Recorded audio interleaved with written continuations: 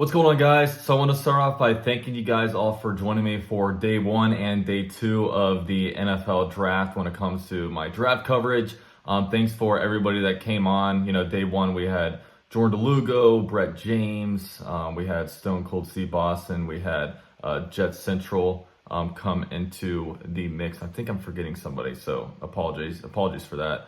And then yesterday I had Stone Cold come back on again, and I also had Duval TV come on. So thank you guys for coming on and enjoying the draft with me.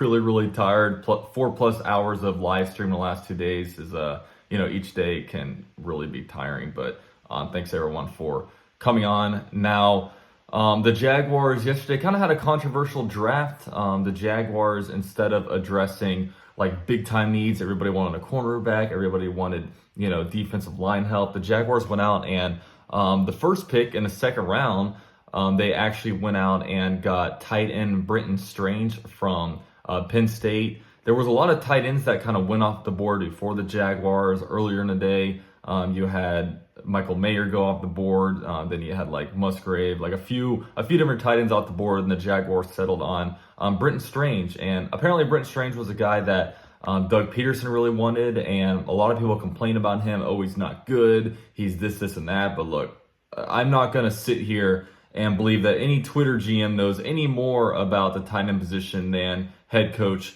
Doug Peterson. I'm definitely going to let this one play out. The Jaguars had probably the biggest need was at tight end. I mean, when you look at the Jaguars roster, all you had was Evan Ingram, was Garrett Prince, and you had Luke Farrell. So big time need there when you only have 3 tight ends on the roster, when last year, you carried 4. And the Jaguars play a lot of 2 tight end personnel. And Brenton Strange is kind of a guy that they described as being able to do it all. Very good at run blocking. He's also, can affect you in the passing game. He's 6'4", 253 pounds. And look, at the end of the day, tight end position, I think, is probably the hardest position to scout. I mean, when you look at the top tight ends in the NFL, like, they're drafted all over the place. I think Kelsey was like a 3rd round pick. George Kittle was like a 6th rounder. You have some great players that go undrafted. You even have, some of the best tight ends were even like basketball, were former basketball players that kind of converted, like Antonio Gates or Tony Gonzalez. So yeah, it's a really tough position to scout. But hey, if Doug Peterson looked on the tape and said, okay, this is my tight end, this is the guy that I want, and this guy I think can do great things in my offense, I'm not going to sit here and be like, I know so much more than you.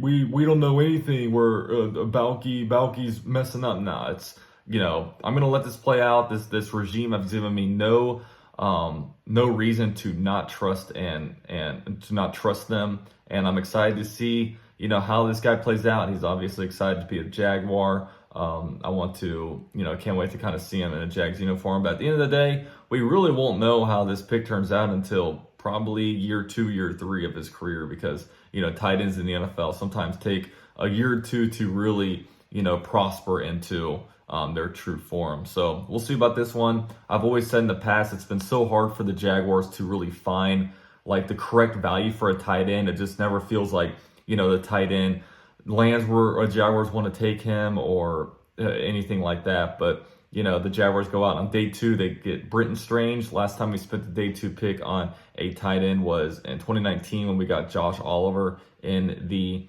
3rd round, which at the time was a bust, but he's actually looking like turned into a pretty good career for himself, getting a long-term deal from the Minnesota Vikings. So we'll see how it all plays out. Let me know what you guys think of this pick. Are you guys still enraged? Love to hear from you guys. Go Jags.